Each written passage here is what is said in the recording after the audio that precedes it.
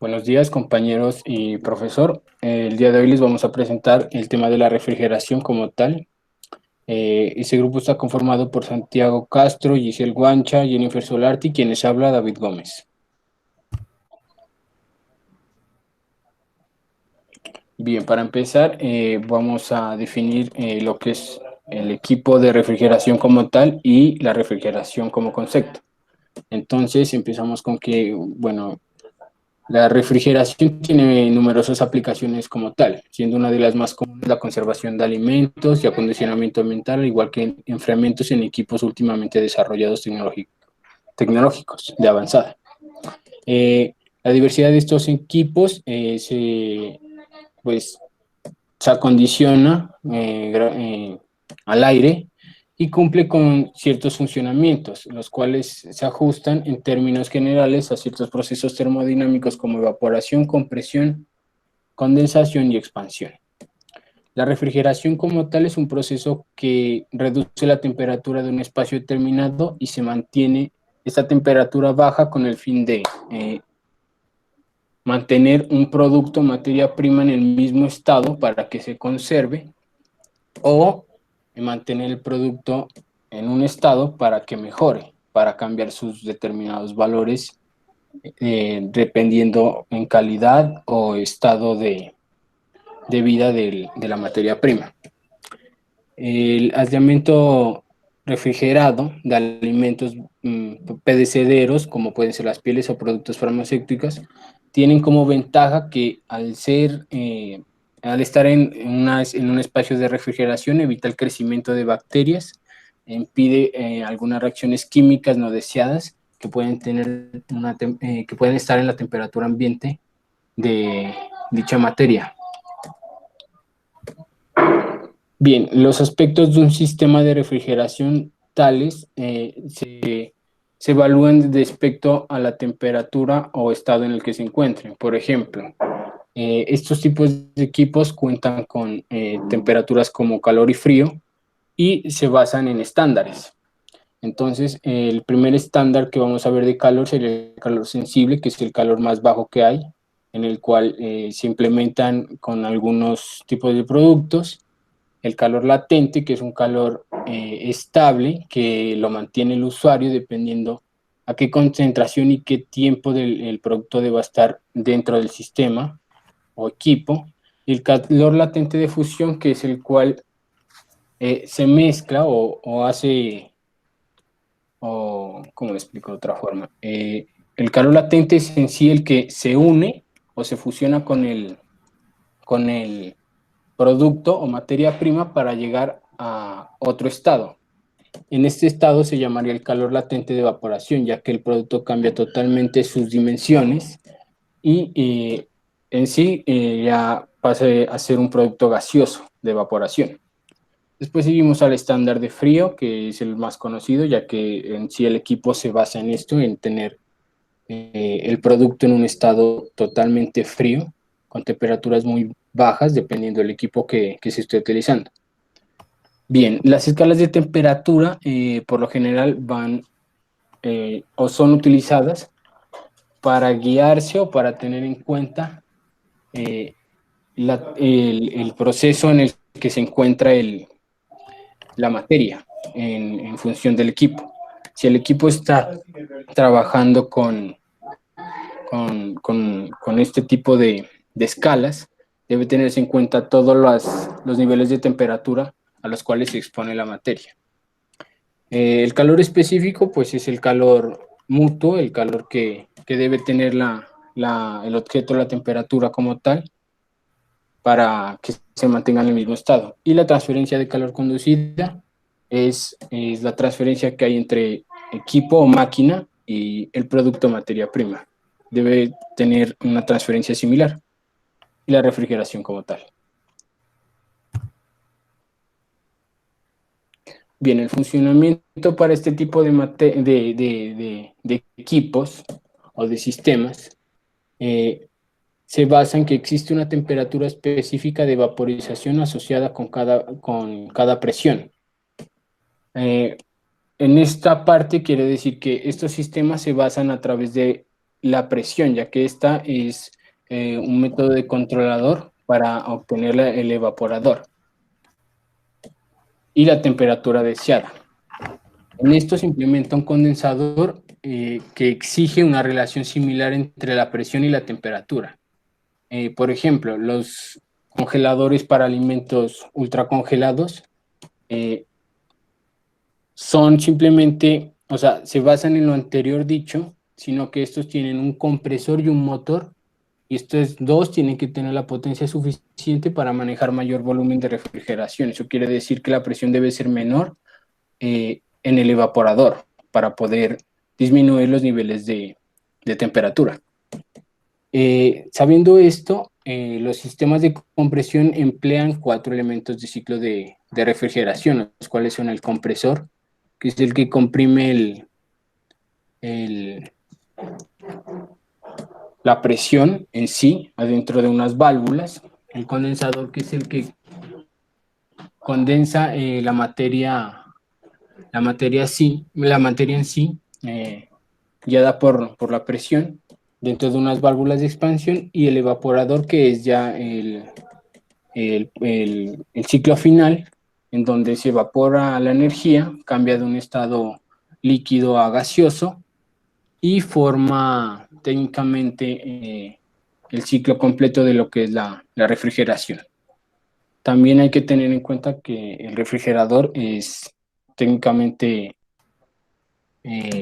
pues enfrían, está técnicamente empleado para cualquier tipo de espacio.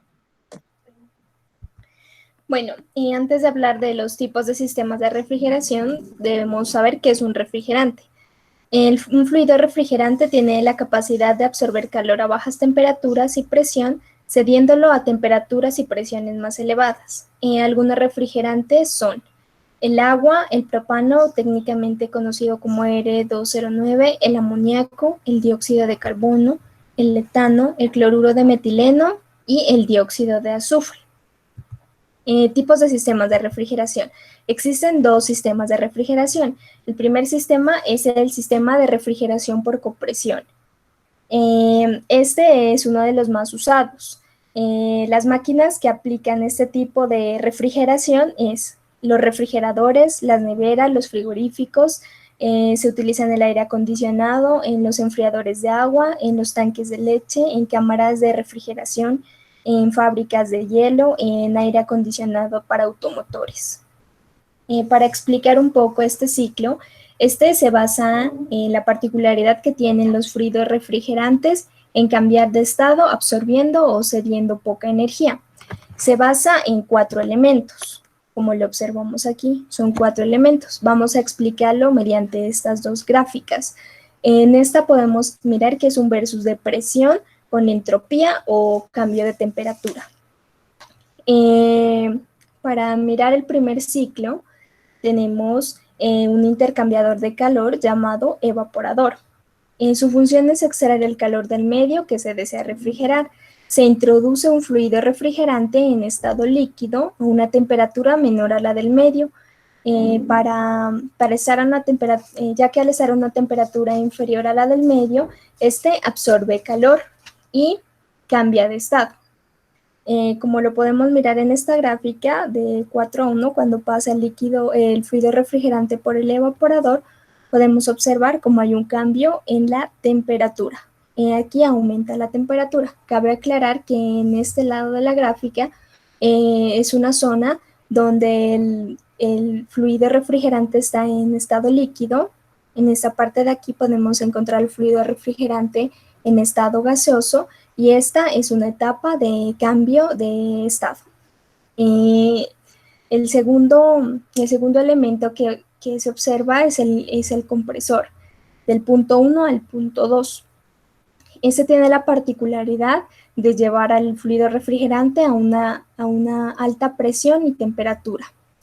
Lo podemos observar en la gráfica de 1 a 2, como el compresor aumenta un poco más la temperatura y aumenta la presión del fluido refrigerante. En esta etapa ya se encuentra en estado gaseoso. De 2 a 3 se encuentra un elemento llamado condensador. En este, el fluido refrigerante caliente cede calor al medio. Al ceder este calor al medio, se enfría, pasando nuevamente a estado líquido en el punto 3. Lo podemos observar en la gráfica de 2 a 3, al pasar por el condensador, baja la temperatura, pero la presión sigue igual. En este, como observamos, ya está en la zona de estado líquido. En el punto 3 a 4 podemos encontrar el cuarto elemento, que es una válvula de expansión. Esta válvula sirve para bajar la presión del fluido refrigerante de 3 a 4, pasa por la válvula de expansión, bajando su presión y con la misma temperatura para que de 4 a 1 vuelvas a hacer el ciclo. En el sistema por compresión, este sistema por compresión se divide en dos. El sistema por compresión simple eleva la presión mediante una sola carrera de compresión. Es la más común, utilizada para refrigeradores domésticos, vitrinas frigoríficas comerciales y aire acondicionado. Por lo general se usa para lograr bajas temperaturas capaces de absorber grandes cargas térmicas. En este sistema es usualmente usado un estanque de recirculado. Este es usado con el fin de aumentar los evaporadores inundados en grandes instalaciones frigoríficas. Como miramos aquí, este es un estanque de recirculado para amoníaco, para refrigerante de amoníaco, y es para una gran industria. El otro tipo de sistema por compresión es el sistema por compresión múltiple. Es la solución ideal para llegar a muy bajas temperaturas, debido a las altas relaciones de compresión que estos sistemas superan. En este podemos encontrar el sistema de doble etapa. Mediante un compresor de doble capa, alcanza elevadas relaciones de compresión y por lo tanto menores temperaturas. Son capaces de absorber mayor carga térmica. Son usualmente usados en cámaras de congelación de alta eficiencia. El sistema de cascada. En este se cuenta con dos ciclos, el ciclo alto y el ciclo bajo. Por cada ciclo corre un refrigerante diferente. En este sistema se puede llegar a alcanzar temperaturas cercanas a los menos 80 grados centígrados, por lo que usualmente se usan en equipos de laboratorio para almacenamiento de muestras biológicas. Otros dos tipos son el sistema de compresión múltiple con enfriador intermedio de tipo abierto, también llamado de inyección total, que cuenta con dos compresores y un estanque. El estanque es herméticamente cerrado y es conectado a los dos compresores, permitiendo realizar una expansión de enfriamiento de refrigerante en circulación antes de ingresar a la etapa de alta presión. Se llama de inyección total porque se inyecta totalmente refrigerante. El sistema de compresión múltiple por enfriador intermedio cerrado, también llamado de inyección parcial, a diferencia del anterior, la inyección de refrigerante se hace parcialmente al interior del estanque a fin de producir un enfriamiento. En estos sistemas también se utiliza un estanque de recirculado, lo cual permite bombear refrigerante líquido a menor presión y temperatura a los evaporadores. El segundo tipo de sistema de refrigeración es la refrigeración por absorción. A diferencia de la refrigeración por compresión, la refrigeración por absorción debe constar de dos fluidos, un fluido refrigerante y un fluido absorbente que forman una solución binaria. El refrigerante se encarga de retirar el calor, mientras que el absorbente va a ser el que transporta el refrigerante. Los refrigerantes más comunes son el agua y el bromuro de litio. Vamos a explicar un poco de cómo es el sistema de refrigeración por absorción. El ciclo inicia en el evaporador, donde el refrigerante absorbe calor del espacio refrigerado, ocasionando que el refrigerante aumente su presión por los vapores que existen. En este líquido refrigerante se evapora ya que ingresa un calor QL que hace que se vaya a un estado gaseoso. Debido a la diferencia de presiones entre el refrigerante, que lo contenemos acá, y el absorbente, que es este líquido de acá, el refrigerante va a viajar hacia el absorbente, uniéndose, causando una reacción exotérmica, una reacción química que libera un calor Q1, como lo observamos en esta gráfica. Este es uno de los puntos más críticos de este sistema, ya que el absorbente en esta cámara el absorbente debe tener una temperatura controlada, ya que es bien sabido que a mayor temperatura, un líquido absorbe mejor a un gas. En esa etapa vamos a tener la fusión entre el refrigerante y el absorbente. Estos dos van a viajar por medio de una bomba hacia un generador.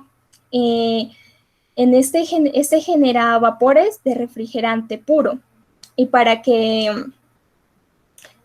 se evaporen se suministra una fuente de calor o un calor QH. La suma de la fuente de calor o la energía que bota en forma de calor y la potencia de la bomba hace que este se evapore, formando dos gases, el gas del absorbente y el gas del refrigerante. Cabe aclarar que esta potencia de la bomba es más inferior a la energía que suministra la fuente de calor. Debido a la diferencia entre los puntos de ebullición del refrigerante y el absorbente tiene la característica de que va a regresar hacia esta etapa del absorbente. Ya que debido, como decía, a su punto de ebullición, esto hace que viaje por esta válvula de expansión, y nuevamente se convierta, bajando su presión, haciendo que se convierta nuevamente en un líquido, solo el absorbente, mientras que el refrigerante va a viajar hacia el condensador. Al viajar por este condensador, se libera un calor Q1, que va a hacer que el refrigerante vuelva a estado líquido, disminuyendo su estado líquido. Y va a pasar por esta válvula de expansión para poder así bajar su presión y volver a la etapa de evaporación y que vuelva a recircular el refrigerante.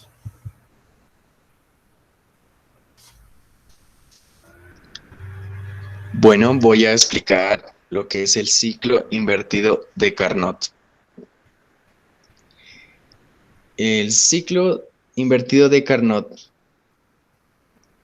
es el estudio de dispositivos cíclicos que operan con el propósito de eliminar calor de forma continua de una fuente de temperatura baja a elevarla a una temperatura caliente.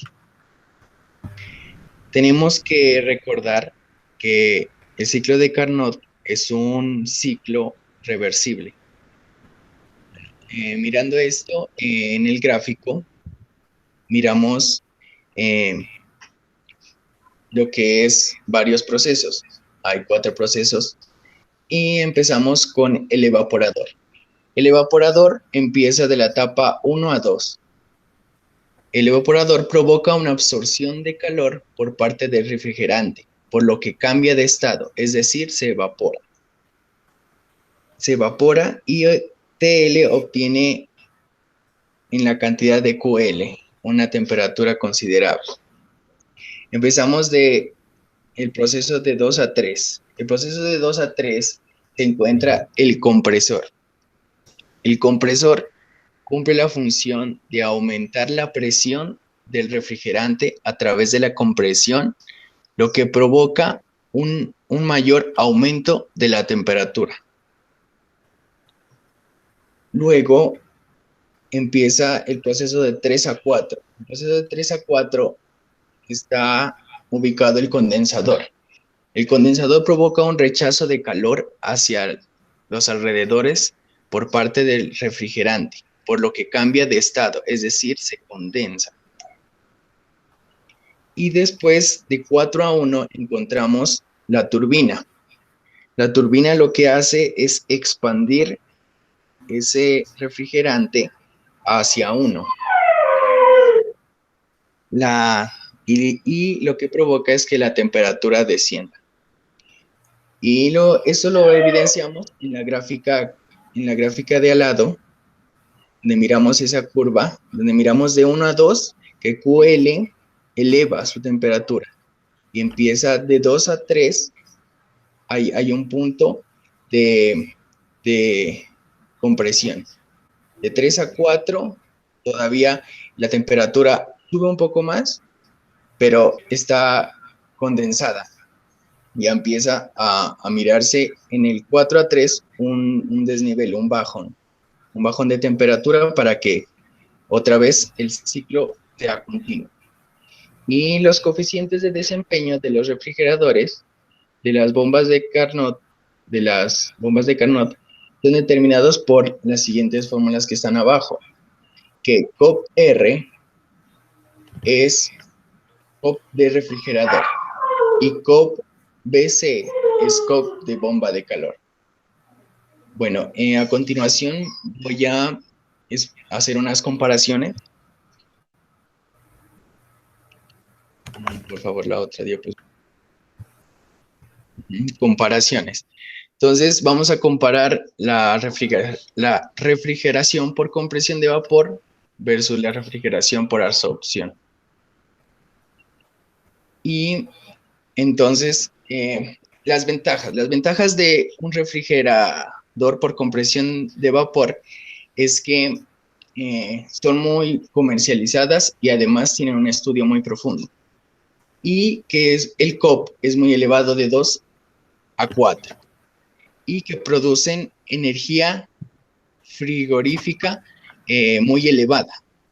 Y también tienen un alto consumo de energía eléctrica. Y este tipo de máquinas es muy competitivo a nivel industrial. Y una ventaja de la refrigeración por absorción es podría ser que no tiene tanto rendimiento como la de compresión, pero se mira un punto viable que utiliza energía calorífica más económica. Y esto lo podemos mirar podemos utilizar energía residual que nos sobre de una planta y podemos utilizarla en esta. Ese sería un punto a favor de él.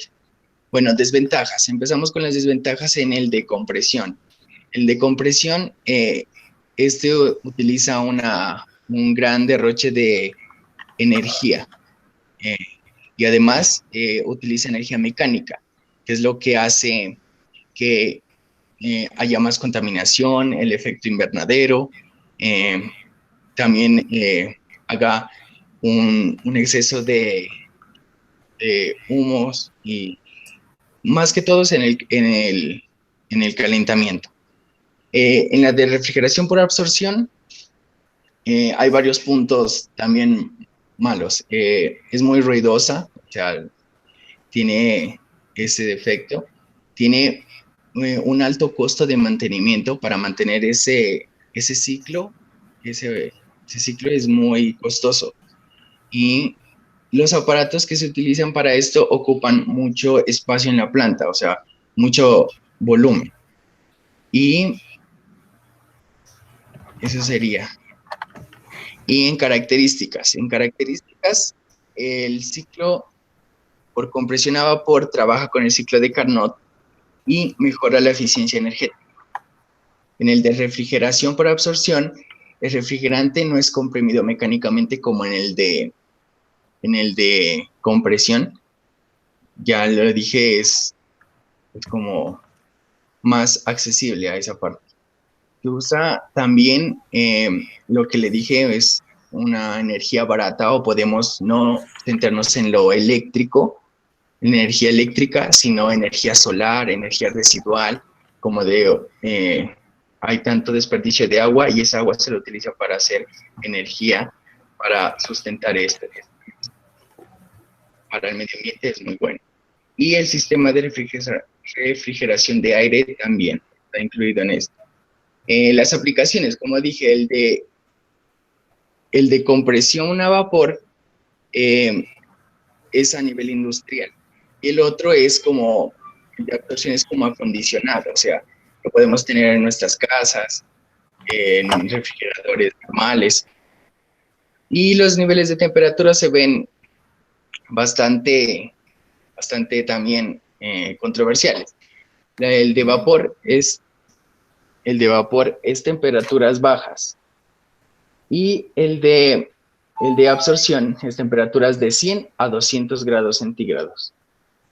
Alcanza más. Y en costos, es más económica la de absorción y más costosa la de compresión a vapor. Esas serían algunas comparaciones a grandes rasgos de compresión de vapor y refrigeración por absorción.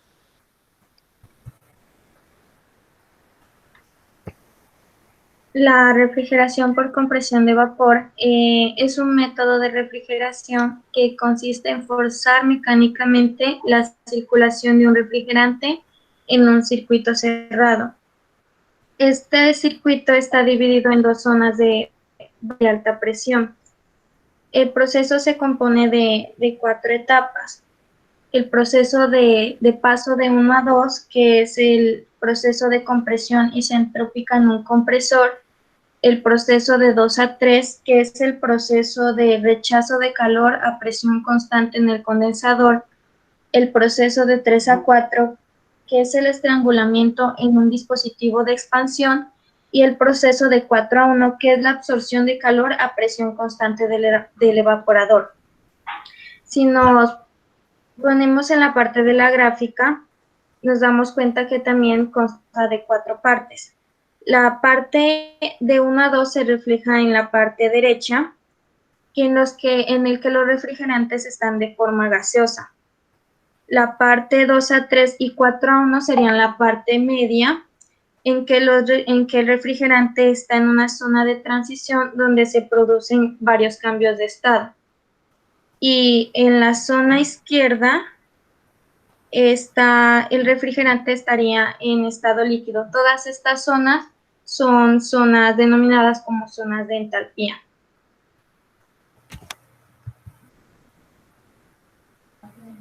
En el siguiente diagrama podemos verificar un refrigerador, es tal cual como las neveras que tenemos en nuestro hogar.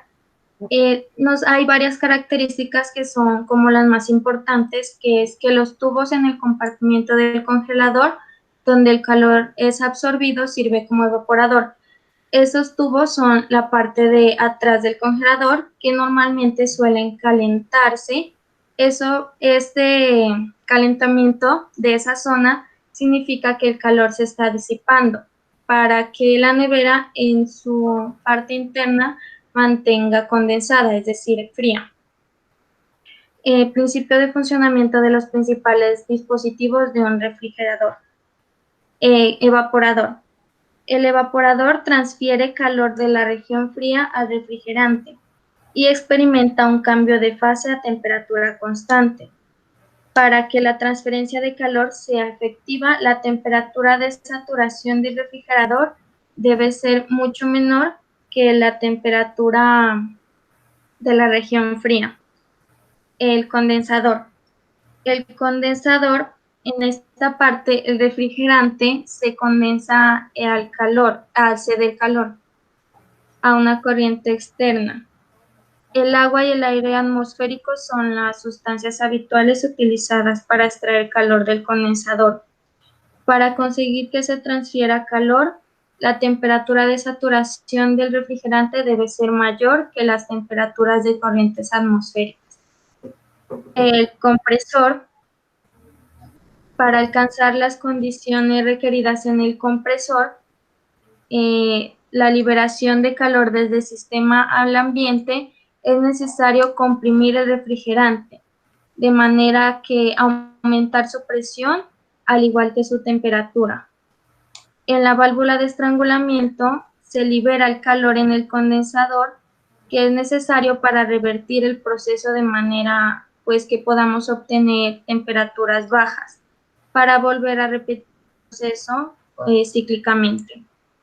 En la parte de los coeficientes de desempeño, el COP del refrigerador se denomina como QL sobre W neto de entrada, que QL es el calor de entrada y W neto es el trabajo neto del refrigerador. Esto es igual a H1 menos H4 sobre H2 menos H1. En la parte de la bomba de calor, el COP se denomina como QH, que es calor de salida, sobre W de trabajo neto. Eso en la parte de las H's, esto es igual a H2 menos H3 sobre H2 menos H1, donde H1 es la zona de entalpía de entrada del evaporador y H2 es la zona de entalpía de salida del condensador. Y H3 es la zona de entalpía de entrada del condensador y H4 es la zona de salida de entalpía del condensador. Estos valores, siendo exactas, lo podemos sacar desde la gráfica haciendo un análisis de entalpía, como lo dispusimos anteriormente. Gracias.